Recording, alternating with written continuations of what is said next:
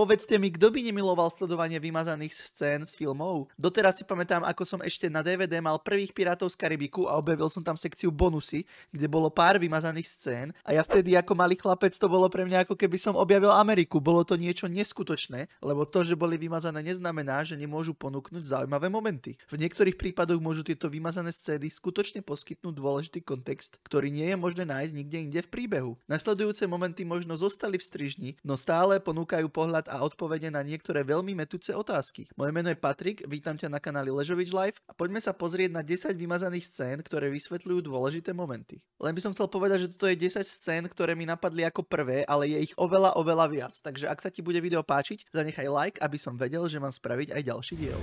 Hello, Bobby. Star Wars epizóda 6, návrat Jedia.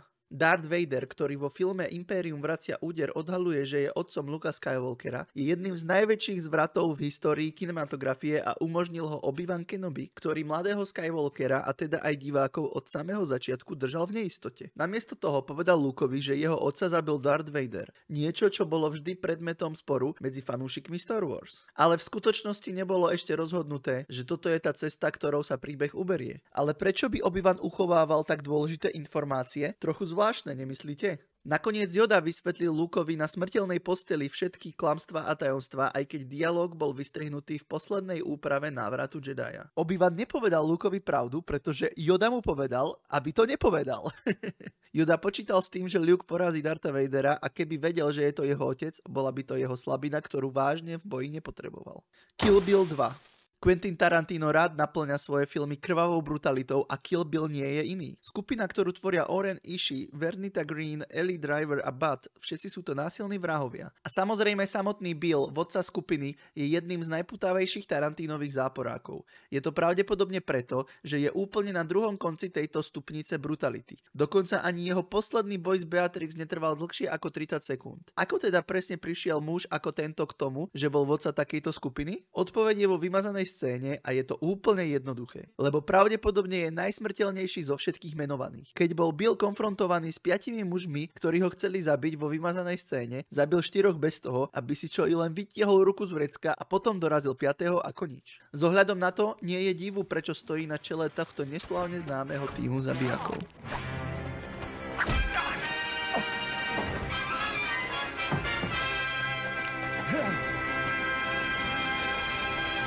Spider-Man 2.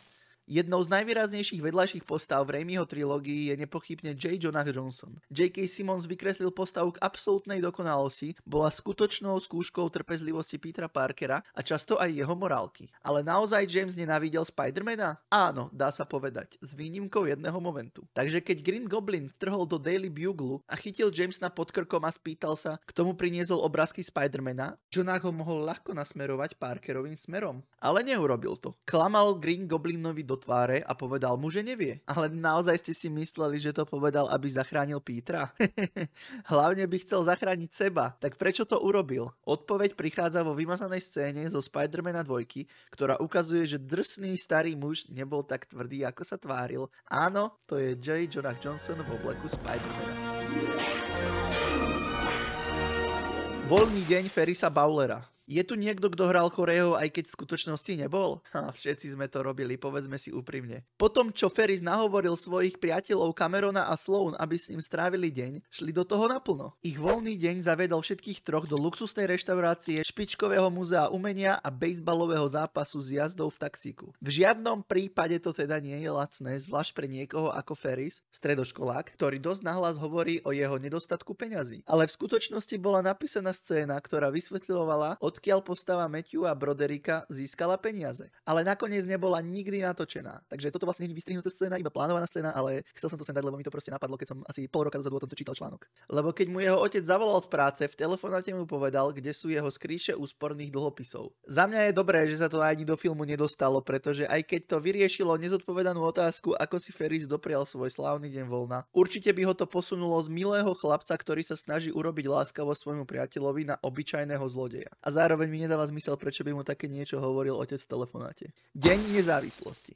Bez ohľadu na to, aký dobrý alebo populárny je film, ak v príbehu existuje diera v zápletke, existuje riziko, že zatieni takmer všetko. Vezmite si napríklad Deň nezávislosti Rolanda Americha z roku 2016. Vždy sa medzi fanúšikmi vynára otázka, ako presne David Levinson dokázal infikovať mimozenskú technológiu počítačovým vírusom. Diváci sa roky čudovali, ako je to možné, no a nebolo to možné. A tak Dean Devlin sa po rokoch rozpovedal o tejto téme. Napriek tomu, že mimoženšťania boli opísaní ako oveľa technologicky vyspelejší ako ľudia, použitá programová štruktúra bola založená na binárnom kóde. Niečo, čo bolo pre Davida relatívne jednoduché rozlúštiť. Podobne ako na začiatku filmu, keď zistil odpočítavanie pomocou ich signálov. Ale je tu jedna vymazaná scéna, ktorá ukazuje Davida, ako študuje technológiu trochu ďalej a objavuje, ako funguje ich komunikácia. Tento kontext bol neskôr určite veľmi dôležitý, ale nebol dôležitý v danom momente, tak bol z filmu vystrihnutý. Levý král je jedným z najpopulárnejších Disneyho animákov vôbec. Po tom, čo Scar obvinil Simbu zo smrti Mufasu, budúci král utiekol veľmi ďaleko. Všetko sa to však zmenilo, keď sa mu opäť skrížili cesty s Nalou, jeho najlepšou kamarátkou z detstva. Možno to bol iba nával emócií, ale Simba sa nikdy nečudoval nad tým, čo robila Nala tak ďaleko od domova. Odpoveď sme zistili nakoniec v scéne, ktorá je dostatočne strašidelná na to, že sa ju tvorcovia rozhodli vystrihnúť. Keď sa Scar rozhodol, že chce kráľovnú, Nala vstúpila do jaskyne a on chcel, aby porodila jeho deti a nemal v úmysle dať jej v tejto veci na výber. Nakoniec odmietla a tak ju jej král vyhnal z domu a navždy ju nechal túlať sa po tých istých miestach ako Simba, až kým sa opäť nestretli. The Goonies. Preklad tohto filmu do slovenčiny je tak strašný, že zostanem radšej pri originálnom názve, hej. Ale toto je stará dobrá klasika z 80 rokov, ktorú som ako dieťa miloval. Film vzal Mickeyho Branda a jeho priateľov na poriadne dobrodružstvo a keď sa ich reportér na konci filmu opýtal, ako to prebiehalo, Andy aj Brand spomenuli pirátsku loď a Chang hovoril o údajoch Fratellis. Na začiatku a v strede sa však hovorilo o tom, aká desivá bola chobotnica. Skupina sa pri hľadaní pirátskeho pokladu stretla s mnohými, no vo filme nebola žiadna chobotnica. Alebo áno, popravde tam bola chobotnica a zaútočila na nich hneď vedľa Willyho lode. Ale scéna neprežila finálny strih a do filmu sa nedostala, avšak tento odkaz na ňu vo filme nehali. Pán prsteňov, dve veže. Veľa ľudí považuje predĺžené verzie Pána prsteňov za oveľa lepšie v porovnaní s kinoverziami a nie sa čomu čudovať. Keď Denethor počul, ako Elrond zvoláva stretnutie a uhádol, že sa jeden prsteň našiel, poslal Boromíra do Roklinky s úlohou priniesť ho späť do Gondoru. Hoci to robí z Boromíra oveľa hlbšiu postavu v spoločenstve prsteňa, no je to Faramir, ktorého motivácie sú odhalené. To on chcel ísť do Roklinky v snahe dokázať svoju kvalitu a hodnotu otcovi, ktorého miloval, no ten ním zase len opovrhoval. Toto je dlhá cesta k vysvetleniu, prečo Faramir konal tak, ako konal, keď mu Frodo a prsteň spadli do náruče a prečo ho tak zúfalo túžil mať. Brugách.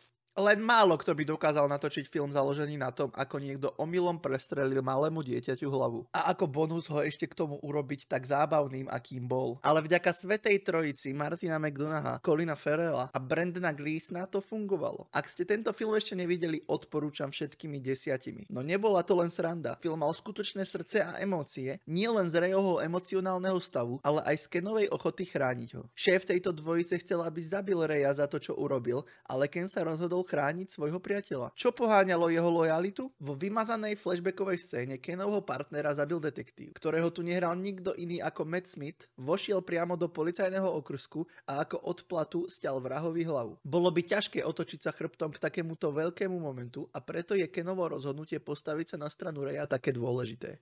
Smrtonosná pasť. Na úvod chcem povedať, že John McClane je podľa mňa najlepším akčným hrdinom, ktorý sa ukázal v klasickom akčnom filme bez hlbšieho príbehu. Keď sa Hans Gruber vydal hľadať detonátor svojich výbušnín, skrížila sa mu cesta s Johnom McClaneom, tak Gruber hral náhodného civilistu a prezradil sa, až keď mu John dal zbraň, no tá bola celý čas prázdna. McClane vedel, že Bill Clay bol jedným z teroristov, ale nič z toho, čo Gruber urobil, to neprezrádzalo. Ako to teda vedel? Podľa scenaristu Stevena Edsozu, alebo jak sa to sakra číta, fakt sa ospravedlňujem za svoju výslovnosť, ale niektoré mená sú fakt hlavolami, tak proste podľa neho došlo k scéne, keď teroristi prvýkrát vpadli do Nakaty, ktorej synchronizovali svoje hodinky, čo odhalilo, že všetci nosili presne rovnaké hodinky. Keď McClane likvidoval stále viac nepriateľov, uvedomil si to a dokonca to povedal polícii na mieste. Takže keď videl Billa Claya s rovnakými hodinkami, vedel, že ho klame. Nakoniec bola scéna vystrihnutá, pretože prezrádzala, že si so sebou nepriniesli sanitku ako prostriedok na útek, čo je aspekt, ktorý bol do príbehu pridaný až neskôr.